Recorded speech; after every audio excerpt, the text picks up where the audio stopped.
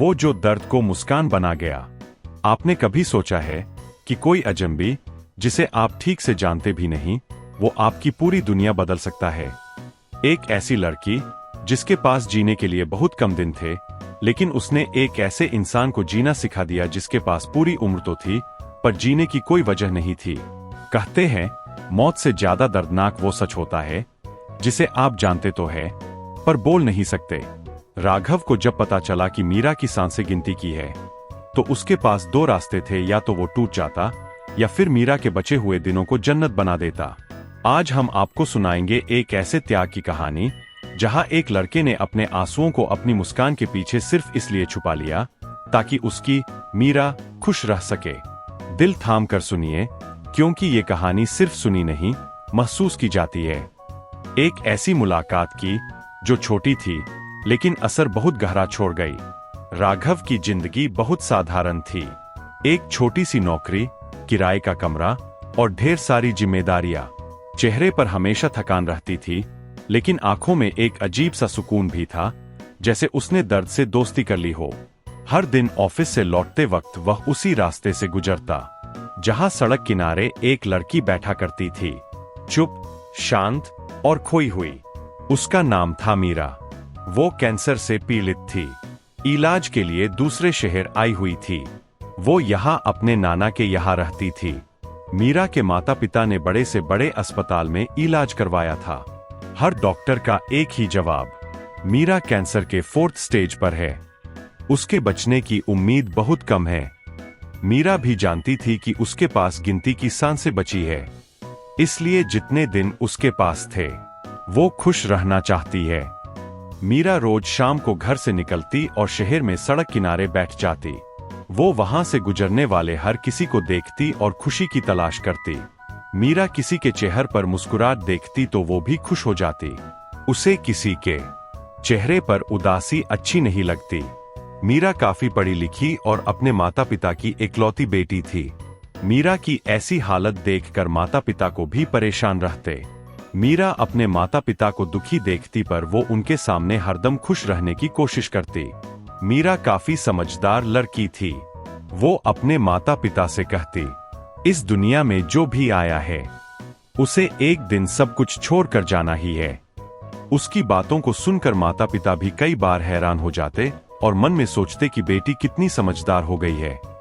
मीरा रोज हर शाम काफी समय सड़क किनारे ही गुजारती, पर पहले पल राघव ने ध्यान नहीं दिया। लेकिन एक दिन उसने देखा, मीरा के चेहरे पर हल्की सी मुस्कान थी जब उसने एक छोटे बच्चे को अपना बिस्किट दे दिया। उस दिन पहली बार राघव रुका, मीरा के पास गया, उससे पूछा, तुम रोज यहाँ बैठती हो? मीरा मुस्कुराई, हाँ, यहाँ शोर कम है और दर्द भी। राघव समझ नहीं पाया, लेकिन उसे उस मुस्कान में कुछ अपना सा लगा। धीरे धीरे उनकी बातें शुरू हुईं। राघव अपनी थकान भूल जाता और मीरा अपने दर्द। अब ये मुलाकातें आदत बन चुकी थीं। मीरा मुस्कुराते हुए कहती है, कुछ लोग वक्त नहीं लेते, बस दिल में उतर जाते हैं। राघव हर दिन कुछ न कुछ लेकर आता, कभी चाय, कभी समोसे, तो कभी सिर्फ अपनी बातें। राघव कहता है, तुम्हारे साथ चाय का स्वाद बदल जाता है। मीरा हंसते हुए कहती है, या फिर तुम्हारी सोच बदल रही है। मीरा ज्यादा कुछ नहीं कहती थी, बस सुनती थी और कभी कभी एक ऐसी बात कह जाती थी जो राघव के दिल में उतर जाती। एक दिन मीरा ने कहा, जानते हो, जिंदगी में कुछ लोग ऐसे आते हैं जो बिना कुछ लिए सब कुछ दे जाते हैं। राघव हंस पड़ा, और कुछ लोग ऐसे होते हैं जो सब कुछ देकर भी खाली रह जाते हैं। दोनों की आंखों में नमी थी, लेकिन होठों पर मुस्कान। राघव धीरे से कहता है, तुम अजनबी होकर भी अजीब सा अपनापन क्यों दे जाती हो? एक शाम जब आसमान में हल्की बारिश होने लगी, मीरा बारिश की बूंदों को पकड़ने की कोशिश कर रही थी। वो हंस रही थी, नाच रही थी, जैसे आसमान खुद उसे कोई धुन सिखा रहा हो। राघव की सांस अटक गई। उसने कभी किसी लड़की को इस तरह जीते हुए नहीं देखा था। लड़कियों से बात करना तो उसके लिए हमेशा दूर की बात रही थी, और आज वो बस सड़क के किनारे खड़ा था, मीरा को देखता हुआ। लेकिन उस दिन बारिश ने जैसे कोई जादू कर दिया था। राघव की नजर मीरा पर जाकर ठहर गई। मीरा के गीले बाल उसके चेहरे से चिपक गए थे, लेकिन उसकी मुस्कान इतनी साफ थी कि राघव को लगा जैसे उसके दिल में कोई बंद दरवाजा खुल गया हो। बारिश और तेज हो गई। मीरा ने दोनों हाथ फैलाए और जोर से हंसी। उसकी हंसी में एक अजीब आजादी थी जिसे राघव बस महसूस कर सकता था। लोग आते जाते रहे, लेकिन राघव की दुनिया वहीं रुक गई थी। वो बस यही सोच रहा था, इतनी खुशी किसी के चेहरे पर कैसे हो सकती है। उसकी अपनी जिंदगी तो हमेशा सूनी रही थी। सुबह नौकरी, शाम घर, बस यही उसकी दुनिया थी। फिर अचानक मीरा ने उसकी तरफ देखा। दोनों की नजरें मिलीं। राघव घबरा गया। उसने तुरंत अपनी नजरें झुका लीं। दिल जोर जोर से धड़क रहा था। चेहरा तो उसने छुपा लिया, लेकिन मन बार बार मीरा को देखने को कर रहा था। शाम ढलने लगी थी। बारिश थोड़ी कम हुई और राघव घर की ओर चल पड़ा, लेकिन रास्ते भर वो बार बार पीछे मुड़कर मीरा को देखता रहा। रात को भी उसे नींद नहीं आई। बिस्तर पर लेटे लेटे उसे बार बार वही दृश्य याद आ रहा था, मीरा का बारिश में नाचना और उसकी हंसी। वो उठकर खिड़की के पास गया। बाहर अभी भी बारिश हो रही थी। उसे लगा ये सिर्फ पानी नहीं है, कुछ और भी बरस रहा है जो उसके अंदर उतर रहा है। उसने मन ही मन में सोचा, काश कल फिर बारिश हो। अगले दिन जब राघव काम से लौट रहा था तो आसमान पर फिर से घटाएं छाई हुई थी और जैसे उसकी इच्छा सच हो गई हो, मीरा फिर सड़क किनारे बैठी थी। वो धीरे धीरे गुनगुना रही थी। राघव दूर खड़ा होकर उसे देखने लगा। दिल फिर से तेज धड़कने लगा, लेकिन इस बार वो छिप नहीं पाया। मीरा ने उसे देख लिया। वो हल्के से मुस्कुराई और हाथ हिलाया। तभी बारिश फिर से तेज हो गई। दोनों एक दूसरे को देखने लगे। राघव को लगा जैसे पूरी दुनिया रुक गई हो, बस वो, मीरा और ये बारिश। मीरा ने कहा, बारिश अच्छी लगती है ना? राघव ने बस सिर हिला दिया। बातें शुरू हुईं। पहले थोड़ी झिझक थी, लेकिन धीरे धीरे दोनों सहेज हो गए। मीरा ने बताया, वो कॉलेज में पढ़ती है और कुछ दिनों के लिए यहाँ आई है। दोनों बारिश के बारे में बात करने लगे। मीरा बोली, बारिश में सब कुछ नया लगता है, जैसे पुरानी यादें धुल जाती है। राघव को ये बात बहुत गहराई तक छू गई। उसे लगा शायद उसकी सूनी जिंदगी भी अब धुल सकती है। अगले कुछ दिनों में दोनों की मुलाकातें बढ़ने लगीं। एक दिन दोनों बारिश में पूरी तरह भीग गए। मीरा ने मुस्कुरा कर कहा, चलो वहां बैठते हैं। वो दोनों एक पुराने पत्थर पर जाकर बैठ गए। बातों का सिलसिला शुरू हुआ और राघव उसकी आवाज में खोता चला गया। अब उसे मीरा की हर छोटी छोटी बात अच्छी लगने लगी थी। उसका हंसना, बात करते समय हाथ हिलाना और बारिश में भीगकर भी खुश रहना। राघव को महसूस हुआ वो पहली बार किसी से इतना जुड़ रहा है। रात को अब उसके ख्यालों में सिर्फ मीरा होती। उसे लगने लगा मीरा के बिना उसके दिन अधूरे हैं। राघव अब हर सुबह एक नई उम्मीद लेकर उठता। वो मीरा के लिए छोटी छोटी चीजें लाता, कभी फूल, कभी चॉकलेट, और मीरा हर बार उसे मुस्कुराकर स्वीकार करती। दोनों के बीच एक अनकहा रिश्ता बन चुका था।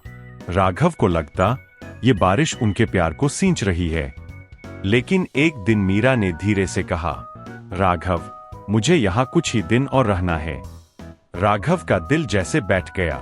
इसके बाद एक दिन जब राघव ऑफिस के काम से जा रहा होता है, वह देखता है कि मीरा अपने नाना के साथ शहर के सबसे बड़े कैंसर अस्पताल में जा रही है। राघव का दिल बैठ जाता है। वह चुपके से अंदर जाता है। डॉक्टर साहब, अभी जो लड़की आई थी, उसे क्या प्रॉब्लम है? डॉक्टर कहता है, आई एम सॉरी, हम पेशेंट की जानकारी नहीं दे सकते। राघव डॉक्टर से झूठ बोलता है, डॉक्टर साहब, वो लड़की मेरी मंगेतर है, हम शादी करने वाले हैं, मुझे सच जानना है। फिर डॉक्टर बताता है, मीरा कैंसर के 4th स्टेज पर है, उसके पास बहुत कम वक्त है, हम सिर्फ उसे दर्द से राहत दे सकते हैं, जिंदगी नहीं बढ़ा सकते। राघव के कानों में सन्नाटा छा जाता है। वह अस्पताल की दीवार पकड़कर बैठ गया, लेकिन फिर खुद को संभाला। खुद को टूटने से रोकता है और सोचता है, डॉक्टर ने कहा उसके पास वक्त कम है, पर उसने यह नहीं कहा कि उस वक्त में खुशियां कम होनी चाहिए। मीरा ने मुझे जीना सिखाया था। मैं उसे उसकी जिंदगी के सबसे हसीन पल दूंगा। अब राघव तय करता है कि वह मीरा को कभी महसूस नहीं होने देगा कि उसे सच पता है। राघव के जीने का अंदाज बदल गया। एक दिन वह अपनी गाड़ी साफ करता है, उसमें अच्छे कुशन और मीरा के पसंदीदा गाने रखता है। वह शाम को मीरा के पास अपनी कार लेकर आता है। मीरा हैरान होकर पूछती है, आज ये कार? तुम तो पैदल आते थे। राघव मुस्कुराकर कहता है, चाय तो हम रोज पीते हैं, आज शहर की रोशनी देखते हैं। मीरा कहती है, राघव आज तुम बदले बदले से लग रहे हो। इतनी दौड़, ये कार, लॉन्ग ड्राइव, कोई रेस जीतनी है क्या? राघव कहता है, मीरा बस सफर का लुत्फ उठाना चाहता हूं। हम अक्सर मंजिल के चक्कर में रास्ते भूल जाते हैं। आज मैं सिर्फ इन रास्तों को जीना चाहता हूं, तुम्हारे साथ। वह उसे शहर के सबसे अच्छे होटल में ले जाता है। मीरा हिचकिचाती है, पर राघव उसे यह कहकर ले जाता है कि आज मेरा प्रमोशन हुआ है तो पार्टी तो बनती है। वह उसे उसकी पसंद का खाना खिलाता है, जबकि खुद अंदर ही अंदर घुट रहा होता है। इसके बाद एक दिन राघव मीरा को एक शानदार गार्डन की सैर करवाता है। दोनों घंटों गार्डन में बैठते हैं। राघव अब मीरा की हर बातें बहुत ध्यान से सुनता है। वह मीरा के चुटकुले पर जर से हंसता है, भले ही उसकी आंखों के पीछे आंसू छिपे हैं। एक शाम कार में लौटते वक्त मीरा राघव का चेहरा देखकर पूछती है, राघव तुम मुझे आजकल इतना क्यों घुमा रहे हो, जैसे सारा शहर एक ही दिन में दिखा दोगे?